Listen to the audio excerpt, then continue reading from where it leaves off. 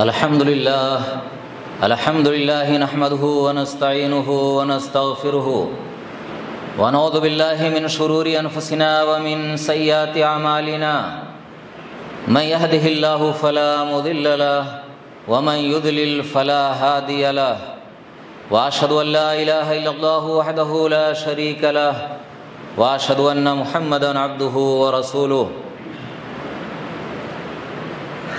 يا أيها الذين آمنوا اتقوا الله حق تقاته ولا تموتن إلا وأنتم مسلمون يا أيها الناس اتقوا ربكم الذي خلقكم من نفس واحدة وخلق منها زوجها وبث منهما رجالا كثيرا ونساء واتقوا الله الذي تساءلون به والأرحام إن الله كان عليكم رقيبا يا أيها الذين آمنوا اتقوا الله وقولوا قولا سديدا يصلح لكم أعمالكم ويغفر لكم ذنوبكم ومن يطع الله ورسوله فقد فاز فوزا عظيما أما بعد فإن خير الحديث كتاب الله وخير الهدي هدي محمد صلى الله عليه وسلم وشر الأمور محدثاتها وكل محدثة بدعة وكل بدعة ضلالة وكل ضلالة في النار فأعوذ بالله السميع العليم من الشيطان الرجيم بسم الله الرحمن الرحيم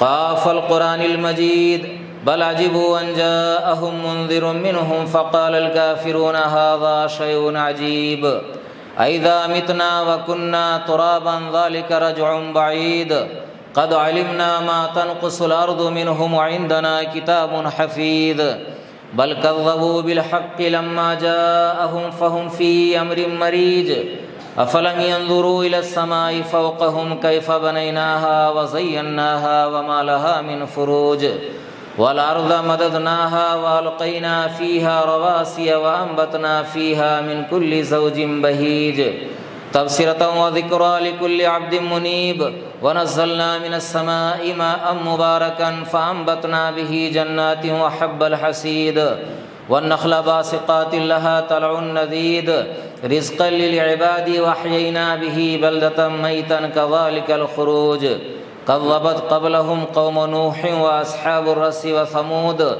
وعاد وفرعون وإخوان لوط وأصحاب الأيكة وقوم تبع كل كذب الرسل فحق وعيد أفعينا بالخلق الأول بل هم في لبس من خلق جديد بارك الله لي ولكم في القرآن المجيد ونفعني وإياكم بالآيات والذكر الحكيم إنه تعالى جواد كريم ملك بر رؤوف رحيم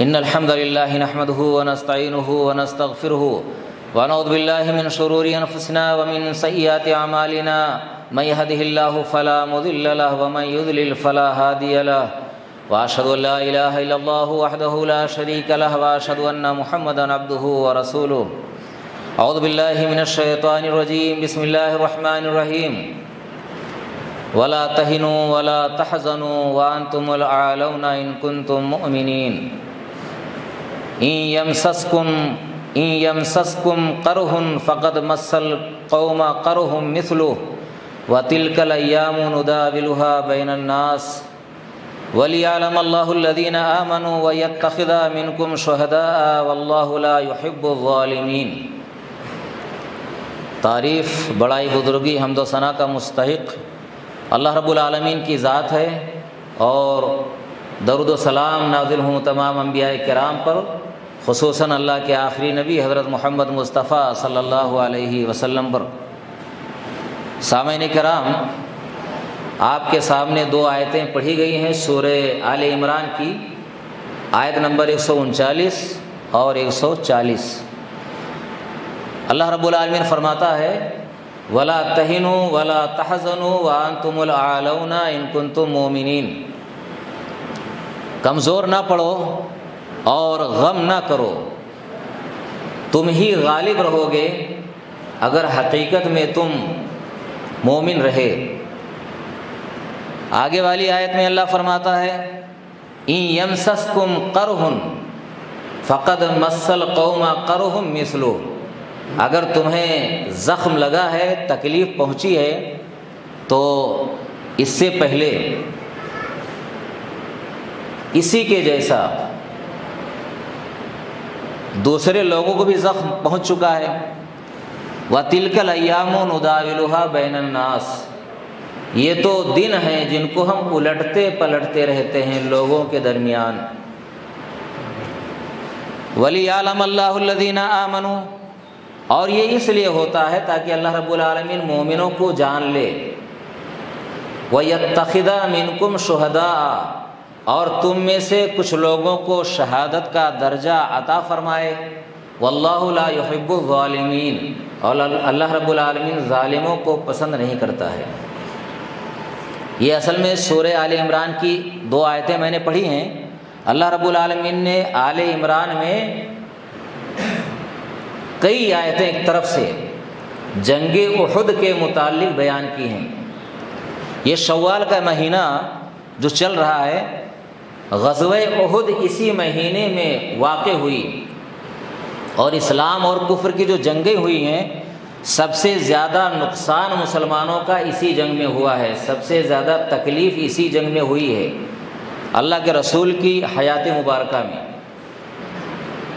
غزوہ احد کا پس منظر کیا ہے؟ کیوں ہوئی یہ غزوہ؟ کیوں ہوا یہ لڑائی؟ کیوں ہوئی؟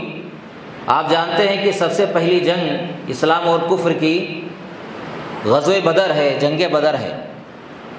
جنگ بدر میں جب 70 کافر مارے گئے، 70 قید کیے گئے، اور کافروں میں عام کافر نہیں بڑے بڑے سردار مارے گئے، ابو جہل جیسا آدمی مارا گیا، تو کافر مارے حسد کے جل بھن گئے۔ اور جب یہ غزوہ ہوا نا، آپ اندازہ اللہ کے نبی صلی اللہ علیہ وسلم کے جملے سے لگائیے کہ اس جنگ میں بڑے بڑے سردار مارے گئے تھے، اور جب یہ آئے جنگ کرنے کے لیے تو آپ نے ان کے بارے میں معلوم کیا کہ اس جنگ اس میں کتنے لوگ ہیں اور کون کون لوگ ہیں، تو مکہ کے بڑے بڑے سردار تھے۔ تو آپ نے مسلمانوں سے کہا کہ مکہ نے اپنے جگر کے ٹکڑوں کو تمہارے سامنے لا کر ڈال دیا ہے، مسلمانوں سے کہا۔ جب 70 کافر مارے گئے تو ان کو اتنا غم ہوا کہ نوحہ کرنے سے، رونے چلانے سے، غم منانے سے منع کر دیا کہ کوئی روئے گا نہیں، غم نہیں منائے گا، تاکہ مسلمانوں کیا کو خوشی نہ ہو، مسلمانوں کو پتہ نہ چلے۔ رونے سے منع کر دیا، آہو فغاں کرنے سے منع کر دیا۔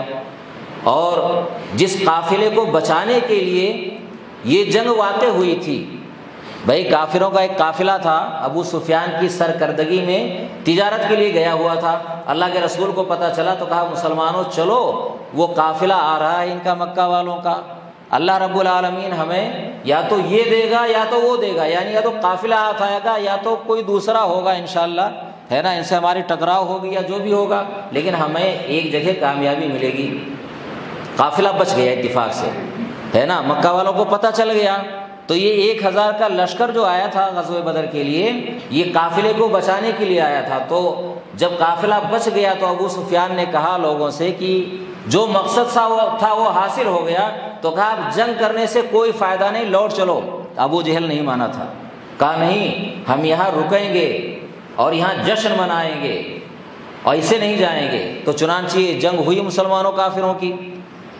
بدلہ لینے کے لیے اس قافلے میں کا جو سامان تھا نا، مکہ والوں نے اس کو بچا کر رکھا، کہا کہ اس کو بیچ ڈالو، اور بدلہ لینے کے لیے تیاری کرتے ہیں مسلمانوں سے، ہمارے بڑے بڑے سردار مارے گئے ہیں جنہیں اس کا کوئی فائدہ نہیں ہے۔ تو بدلہ لینے کے لیے انہوں نے غزوہ احد کیا۔ 3000 کا لشکر تیار ہو کر کے مکہ سے روانہ ہوا۔ عباس رضی اللہ تعالیٰ عنہ جو آپ کے چچا تھے، مکہ ہی میں تھے، وہ کافروں کی ایک حرکت پر نظر رکھے ہوئے تھے۔ جیسے دیکھا اور یہ لشکر روانہ ہوا، انہوں نے فوراً ایک قاصد وہاں سے روانہ کر دیا خط لکھ کر کے، اور قاصد اتنی لمبی مسافت اس نے 3 دن میں آنن فانن بجلی کی طرح پہنچایا اس نے خط۔ اللہ کے نبی صلی اللہ علیہ وسلم قباء میں تھے، اور آپ کو جیسے معلوم ہوا آپ نے بھی تیاری شروع کر دی، اور مسلمانوں کو کہا کہ ابھی اس کو پھیلایا نہ جائے۔ چنانچہ 1000 کا لشکر تیار ہوا۔ جب یہ لشکر تیار ہو کر کے چلنے والا تھا، مشورہ کیا آپ نے، تو آپ نے یہ مشورہ دیا صحابہ کرام کو، اور آپ کی مرضی تھی، مشورہ کیا، دیکھیں مشورہ کیا، آپ کی مرضی یہ تھی کہ مدینہ میں رہ کر کے یہ جنگ لڑی جائے، مدینہ کے گلیوں میں، گلی کوچوں میں جنگ لڑی جائے۔ مقصد کیا تھا؟ تعداد ہماری کم ہے، ان کی زیادہ ہے، 3000 کا لشکر ہے، ہمارے پاس 1000 کا لشکر ہے۔ تو اس میں مصلحت کیا تھی کہ ہم تو لڑیں گے تلواروں سے گلی کوچوں میں، اور اوپر سے عورتیں بچے اینٹ پتھر برسائیں گے اگر گلی کوچوں میں کافر آئے تو۔ لیکن وہ مسلمان جو جنگ بدر میں شامل نہیں ہو سکے تھے بڑے پرجوش تھے، کہا نہیں ایسا نہیں ہو سکتا ہے، ہم باہر نکل کر لڑیں گے۔ چنانچہ اللہ کے نبی صلی اللہ علیہ وسلم نے ان کے آگے اپنا فیصلہ بدل دیا، گھر کے اندر گئے ہتھیار پہن کر کے، زرہ پہن کر واپس آ گئے ہتھیار سجا کر۔ جب مسلمانوں نے دیکھا تو افسوس ہوا، کہا اللہ کے رسول ہم سے غلطی ہوئی، آپ اگر چاہیں تو یہیں لڑیں، یہیں رہ کر کے لڑیں۔ تو کہا نہیں، نبی کو زیب نہیں دیتا ہے کہ جب ہتھیار سجا کر کے آ جائے تو ہتھیار اتارے، اللہ تعالیٰ یا تو فیصلہ کرے گا دونوں میں سے ایک کا، یا تو ہاریں گے چاہے جیتیں گے۔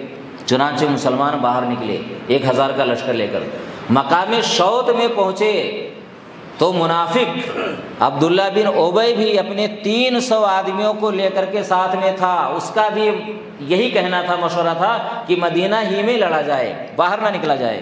مقام شوط میں پہنچے تو وہ 300 آدمیوں اور سامنے کافروں کی فوجیں دیکھ رہی تھیں، 300 آدمیوں کو لے کر کے وہ الگ ہو گیا۔ بھائی اس کا مقصد کیا تھا؟ ایک تو مسلمانوں کی ہمت ٹوٹ جائے کہ تعداد اور کم ہو گئی، اور کافر سامنے دیکھ لیں کہ 300 اور کم ہو گئے ہیں تو ان کی بھی ہمت بڑھ جائے۔ چنانچہ بہرحال یہ لے کر کے آ گیا، 700 ہی مسلمان رہ گئے۔ جنگ ہوئی دونوں کی۔ اللہ کے نبی صلی اللہ علیہ وسلم نے جنگ شروع ہونے سے پہلے 50 تیر اندازوں کا ایک دستہ احد پہاڑی کے پیچھے، وہ جو پہاڑ تھا اس کے پیچھے، اس کو اللہ کے نبی صلی اللہ علیہ وسلم نے پشت کی جانب کیا کہ پہاڑ کی جانب سے کوئی حملہ نہ کر سکے، ادھر سے ہم محفوظ رہیں۔ ادھر ایک کوئی چھوٹی پہاڑی تھی جہاں سے اوپر سے آیا جا سکتا تھا، تو 50 تیر اندازوں کو آپ نے وہاں بٹھایا۔ عبداللہ بن جبیر رضی اللہ تعالیٰ عنہ کو ان کا امیر بنایا اور کہا کہ سنو دھیان سے، کہا کہ جب جنگ شروع ہو ہم چاہے ہاریں چاہے جیتیں، تم یہ دیکھو کہ ہمیں کاٹا جا رہا ہے تو بھی تم یہ چھوڑ کر کے نہیں آؤ گے اپنی جگہ جب تک میرا حکم نہ پہنچے۔ یہاں تک کہ حدیث میں آتا ہے کہ آپ نے کہا چاہے چڑیاں ہمیں اچک لے جائیں، چڑیاں ہمیں نوچ نوچ کر کھائیں، تو کہا تو بھی نہیں آنا ہے جب تک ہمارا حکم نہ پہنچے۔ وہ بہت اہم گھاٹی تھی، اصل میں وہ درہ بہت اہم تھا، 50 تیر انداز بیٹھے ہوئے تھے۔ ادھر جنگ شروع ہوئی، خالد بن ولید رضی اللہ تعالیٰ عنہ جو بھی کافر تھے، فوج کا ایک دستہ لے کر 3 مرتبہ ادھر سے آئے، بڑے ماہر جنگجو تھے، 3 مرتبہ اپنی فوج لے کر کے آئے، ایک دستہ لے کر آئے، لیکن تینوں مرتبہ تیر اندازوں نے مار کر کے بھگا دیا۔ ادھر مسلمان پہلے ہی وہلے میں مسلمان جیت گئے، کافر بھاگنے لگے، مسلمان سامان مال غنیمت لوٹنے لگے۔ اب یہاں اختلاف ہو گیا تیر اندازوں میں۔ کچھ لوگوں نے کہا کہ الغنیمہ الغنیمہ، یعنی مال غنیمت، کہا تو لوٹ رہے ہیں، ہار گئے لوگ، بھاگ رہے ہیں، ہم بھی جائیں گے لوٹیں گے۔ تو امیر نے کہا، تیر انداز دستے کا جو سردار تھا عبداللہ بن جبیر رضی اللہ تعالیٰ نے کہا کہ اللہ کے رسول کا حکم کیا تھا؟ کہا کہ ہم ہاریں چاہے جیتیں، ہمیں ہٹنا نہیں ہے جب تک ہمارے رسول کا حکم نہ آ جائے۔ کیا کہا تھا؟ کہا اس لیے جاؤ مت۔ کہا اللہ کے رسول کا مقصد تو یہ تھا، بھائی جب دیکھ رہے ہیں دشمن ہار رہا ہے، بھاگ رہے ہیں لوگ، تو اب کیا ہے، ہمیں یہاں روکا تھا جب تک جنگ ہو رہی تھی، تب تک وہ مانے نہیں، چلے گئے لوٹنے کے لیے۔ خالد بن ولید رضی اللہ تعالیٰ عنہ نے دیکھ لیا کہ وہ جگہ خالی ہو گئی ہے، 10 آدمی رہ گئے ہیں، اپنی فوج اپنا دستہ لے کر کے واپس آ گئے۔ 10 ہی آدمی تھے اور 10 کو انہوں نے کاٹ ڈالا، شہید کر دیا 10 کو۔ 10 آدمی کتنا لڑتے ان سے، سارے شہید ہو گئے اور پیچھے سے واپس حملہ کر دیا۔ جب ادھر سے حملہ کیا تو کافروں نے نعرہ لگایا، تو جو کافر بھاگ رہے تھے انہوں نے الٹ کر دیکھا اور ایک عورت تھی کافروں کی، اس نے جھنڈا اٹھا لیا کافروں کا جو گر چکا تھا، زمین پر پڑا ہوا تھا۔ لوگوں نے پلٹ کر دیکھا کہ کہاں سے آواز، ہمارے لوگوں کی آواز کہاں سے آ رہی ہے۔ تب دیکھا کہ جنگ کا تو نقشہ بدل چکا ہے۔ اب ادھر سے لوگ پلٹے، ادھر سے خالد بن ولید رضی اللہ تعالیٰ عنہ کا دستہ تھا، مسلمان چکی کے 2 پارٹ میں پس گئے۔ ابھی جو جنگ جیتے تھے وہ سمجھیں کہ شکست میں بدل رہی ہے۔ مسلمانوں کا بڑا نقصان ہوا، 70 صحابہ کرام شہید کیے گئے، 70۔ اللہ کے نبی صلی اللہ علیہ وسلم کی پیشانی پر زخم آیا، آپ کا نچلا دانت ٹوٹا، ہونٹ زخمی ہوا۔ عبداللہ بن قمیہ نے تلوار ماری، آپ کے چہرے پر خود کی 2 کڑیاں، جو خود سر پر رکھتے ہیں نا جنگ سے بچنے کے لیے، اور جو زنجیریں لٹکتی ہیں، اس کی 2 کڑیاں آنکھ کے نیچے اس ہڈی میں گھس گئیں، آپ گر پڑے۔ ایک کافر نے پتھر مارا اور آپ گر پڑے، کافر کے پتھر سے آپ کے دانت ٹوٹے تھے۔ اور ایک دوسرے کافر نے تلوار یہاں ماری تھی، تلوار یہاں ماری کندھے پر، لیکن آپ ڈبل زرہ پہنے ہوئے تھے تو آپ زخمی نہیں ہوئے، لیکن 1 مہینے سے زیادہ آپ کو اس کی تکلیف ہوتی رہی۔ دیکھیے جنگ کا نقشہ بدل گیا۔ اب اس کے بعد بہرحال جنگ بہت زبردست ہونے لگی، اس میں 9 صحابہ کرام آپ کو گھیرے ہوئے تھے، 7 تھے انصار، 2 مہاجرین، 7 انصاری، 6 انصاری باری باری شہید ہو گئے آپ کو بچانے کے چکر میں۔ 1 صحابی تھے، 1 انصاری تھے، وہ بھی زخمی ہو کر گر گئے۔ 2 صحابی قریشی صحابی 2 باقی رہ گئے، یعنی مکہ کے رہنے والے، سعد بن ابی وقاص رضی اللہ تعالیٰ عنہ اور طلحہ بن عبید اللہ رضی اللہ تعالیٰ عنہ۔ اور سعد بن ابی وقاص رضی اللہ تعالیٰ عنہ کے لیے اسی دن آپ نے کہا تھا کہ تم تیر چلاؤ، میرے ماں باپ آپ پر قربان ہوں، آپ نے اپنا تیر ان کے لیے بکھیر دیا۔ عبداللہ بن طلحہ بن عبید اللہ رضی اللہ تعالیٰ عنہ کو اتنے زخم آئے نا، 35 زخم، اور بعض میں ہے جیسے 39 زخم آئے، اور ان کی انگلیاں اللہ کے رسول کو بچانے میں انگلیاں کٹ گئیں تو ان کے منہ سے سسکاری نکلی، سی یا ہس جیسے عربی میں۔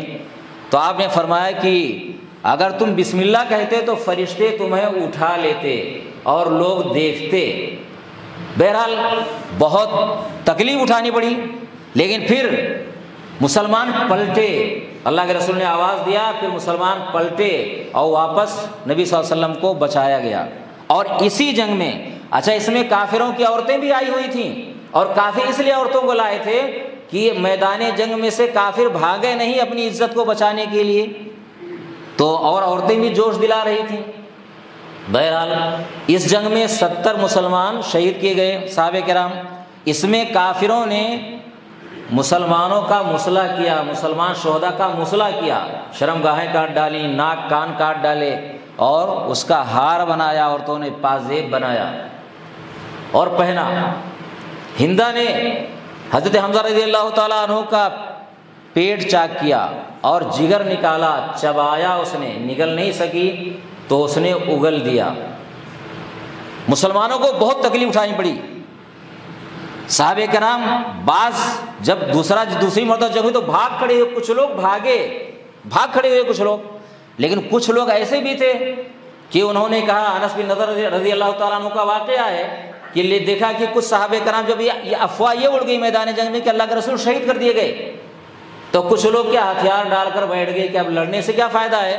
انس بن نضر رضی اللہ تعالیٰ عنہ دیکھا تو کہا کیا بات ہے، کہا کہ اب لڑنے سے کیا فائدہ ہے، ہمارے نبی محمد شہید کر دیے گئے۔ تو انہوں نے کہا کہ بھائی جس کام کے لیے وہ شہید ہوئے ہیں اس کے لیے جان دے دو، کیا فائدہ، کیا فائدہ ہے بیٹھنے سے۔ اور بعض صحابہ کرام نے کہا کہ ارے اچھا اللہ کے رسول شہید کر دیے گئے تو اللہ تو زندہ ہے، بھائی اپنے دین کی حفاظت کے لیے لڑو۔ بعض صحابہ کرام نے کہا کہ محمد صلی اللہ علیہ وسلم کا جو کام تھا وہ کر چکے، دین پہنچا دیا، تو دین کی حفاظت کے لیے لڑو، اللہ تمہاری مدد کرے گا۔ دیکھیے یہ مسلمان اس میں بہت تکلیف، اور اتنے مسلمان کسی میں شہید نہیں ہوئے۔ واپس مسلمان جب آئے تو بہرحال کافر دوبارہ پھر بھاگے، میدان جنگ سے نکل گئے، مسلمان اکٹھا ہو گئے، تب اللہ کے نبی صلی اللہ علیہ وسلم کی جان بچی اور صحابہ کرام 70 شہید ہوئے، بہت تکلیف اٹھانی پڑی۔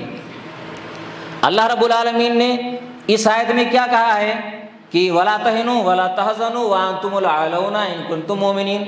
بھائی یہ جنگ ہوئی ہے، کمزوری نہ دکھاؤ، ہار گئے پہلے والے میں ٹھیک ہے، تم جیتے تھے پہلے والے میں، دوبارہ تمہاری غلطی کی بنا پر یہ شکست ہوئی ہے، بھائی نبی نے کیا حکم دیا تھا؟ یہاں سے ہٹنا نہیں، چاہے ہم کاٹ ڈالے جائیں، ہمارا حکم نہ آئے جب تک ہٹنا نہیں۔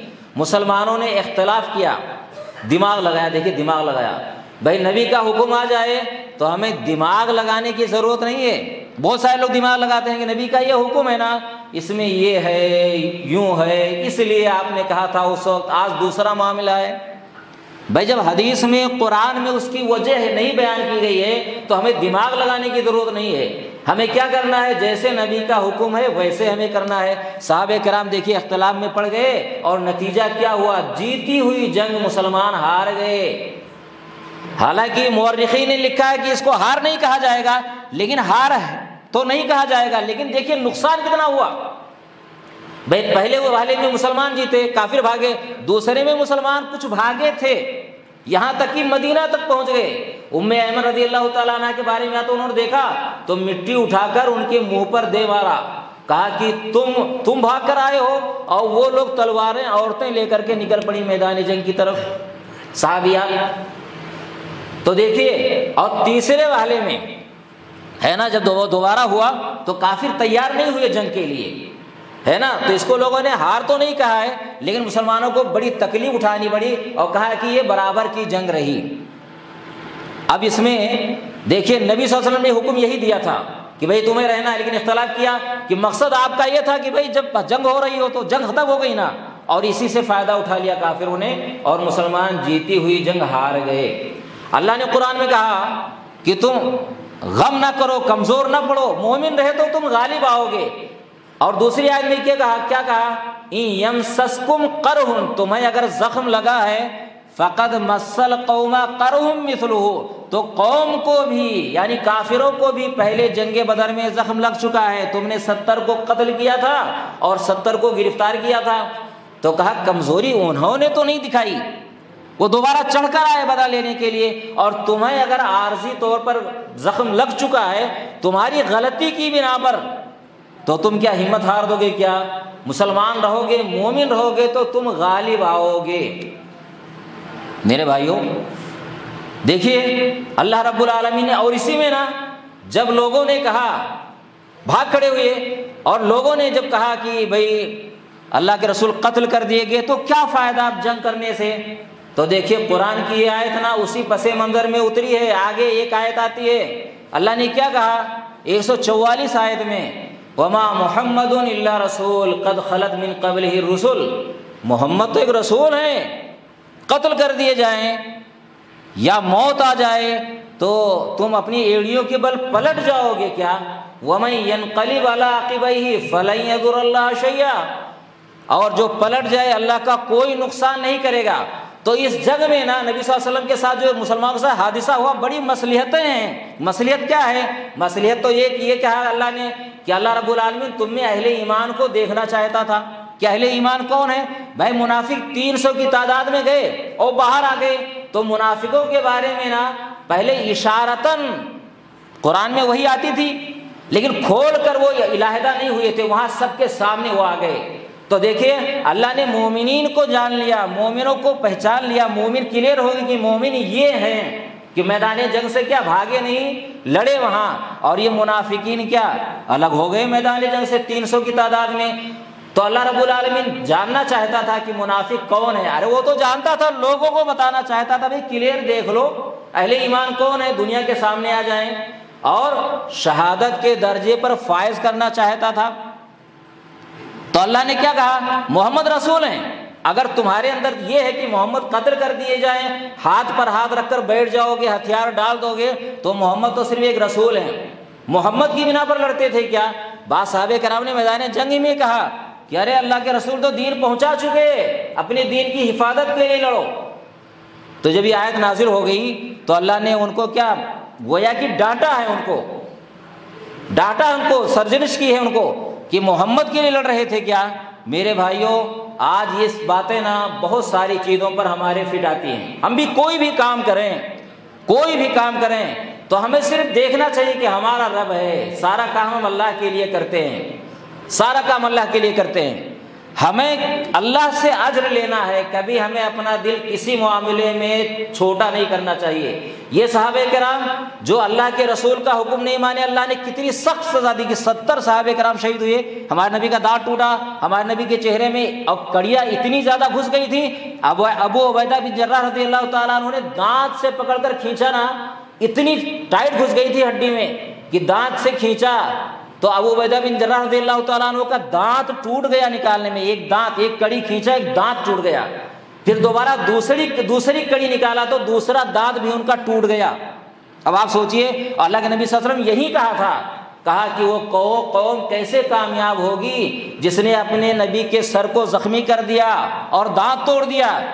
اللہ رب العالمین نے قرآن میں آیت اتار دی، لیس لک من الامر شیء او یتوب علیہم او یعذبہم فانہم ظالمون، نبی آپ کو کوئی اختیار نہیں ہے، اللہ چاہے تو ان کو توبہ کی توفیق دے دے اور چاہے تو ان کو عذاب دے۔ آپ غور کیجئے، نبی کو ڈانٹ پلائی، پھر آپ نے کیا کہا ان کے لیے؟ حدیث کے الفاظ ہیں مسلم شریف کے، رب اغفر لقومی فانہم لا یعلمون، پروردگار میرے قوم کو بخش دے، میری قوم جانتی نہیں ہے، اللہم اہدی قومی فانہم لا یعلمون، اے اللہ میری قوم کو ہدایت دے، میری قوم جانتی نہیں ہے۔ تو آپ غور کیجئے کہ اللہ رب العالمین نے کس سختی کے ساتھ ڈانٹا اور نبی کو کہا نہیں، کچھ نہیں کر سکتے اتنا زخم اٹھانے کے باوجود۔ تو میرے بھائیوں، یہ وہی صحابہ کرام تھے کہ دیکھیے گھر بار چھوڑ کر اسلام کے لیے آئے تھے، ہجرت کیا تھا کس لیے؟ اسلام کے لیے، دین کے لیے، اللہ کے لیے، رسول کے لیے، اور بیوی بچوں کو چھوڑا تھا، ساری قربانی دی تھی، اور جنگ بدر میں اپنے ہاتھوں سے اپنے بھائیوں کو قتل کیا تھا۔ اور جب کفار قید ہو کر کے آئے اور ابو بکر سے پوچھا تو انہوں نے اچھا مشورہ دیا، کہا ہمارے بھائی بند ہیں قیدی، کہا فدیہ لے کر چھوڑ دیجئے ان کو، ہو سکتا ہے مسلمان ہو جائیں تو کل ہمارے بازو بنیں گے، ہماری طاقت بنیں گے مسلمان ہو کر، اور اگر پیسہ لیں گے ہم ان سے تو کل ہمیں تیاری کے کام آئے گا، ہم تیاری کریں گے ان کے خلاف۔ عمر سے پوچھا، عمر رضی اللہ تعالیٰ عنہ نے کہا نہیں اللہ کے رسول، میرا مشورہ یہ نہیں ہے، میرا مشورہ یہ ہے کہ فلاں آدمی جو میرا رشتہ دار ہے اس کو میرے حوالے کر دو۔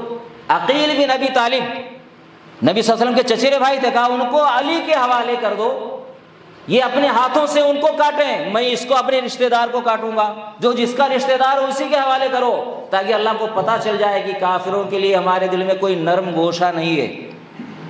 اتنی قربانی دی تھی دیکھیے، اور اس کے باوجود اللہ نے اتنی سخت سزا دی، 70 صحابہ کرام شہید کیے گئے، 70، اور نبی کے دانت ٹوٹے۔ اتنی تکلیف کبھی آپ کو نہیں، یا تو طائف میں ہوئی تھی اور اس کے بعد یہی ہوئی اتنی تکلیف، لیکن کس لیے اور اتنی سزا کیوں ملی؟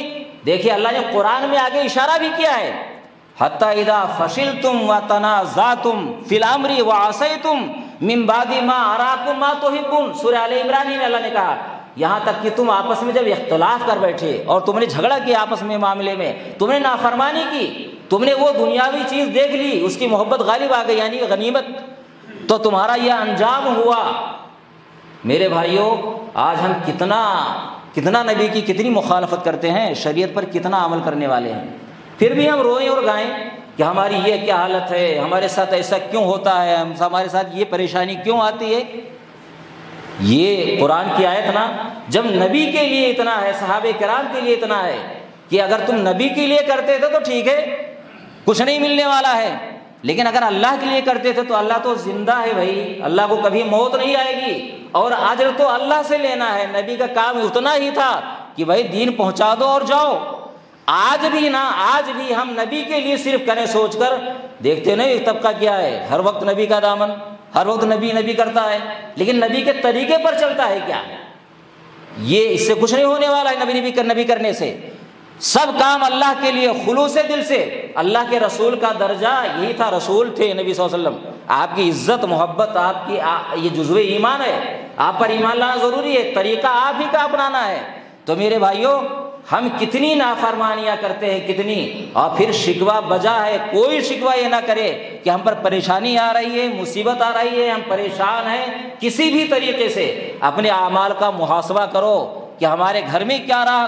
اگر ہم اپنا محاسبہ کریں، موازنہ کریں اپنا، تو میرے بھائیوں ہم سر سے پیر تک نہ، بہت ہیں اگر نماز پڑھنے والے ہیں تو نماز کی حد تک ہیں، اور اس کے بعد باہر نکل کر کے دیکھ لو ہر چیز میں کمیاں ہیں، ہر چیز میں کوئی نہ کوئی کمی نظر آئے گی، شریعت کے خلاف سب کچھ ہو رہا ہے۔ تو یہ پریشانیاں مصیبتیں اسی لیے ہمارے اوپر آتی ہیں۔ ہم چاہتے ہیں کہ پریشانیاں مصیبتیں نہ آئیں، تو ہمیں شریعت کے مطابق ہی چلنا پڑے گا۔ کوئی علاج نہیں ہے ہماری پریشانیوں کا، کوئی علاج نہیں ہے، علاج صرف یہی ہے۔ اور اللہ نے کلیئر اس لیے قرآن میں کہا ہے کہ تم غم نہ کرو، کمزوری نہ دکھاؤ، ولا تہنوا ولا تحزنوا، کمزوری نہ دکھاؤ، غم نہ کرو، وانتم الاعلون ان کنتم مؤمنین، تم ہی غالب رہو گے، تم ہی غالب رہو گے اگر تم مومن رہے دنیا میں، اگر ہے نا تو غالب کب ہوں گے؟ ایمان ہوگا جب۔ اللہ سے دعا ہے کہ پروردگار ہمیں شرک سے بچائے، بدعت سے بچائے، خلاف شریعت کام کرنے سے بچائے، ہمارے دلوں میں اتفاق و اتحاد ڈال دے، ہم مل جل کر رہے اور اختلاف سے بچے۔ آمین۔ وآخر دعوانا الحمدللہ رب العالمین۔ ان اللہ وملائکتہ یصلون علی النبی یا ایھا الذین آمنوا صلوا علیہ وسلموا تسلیما۔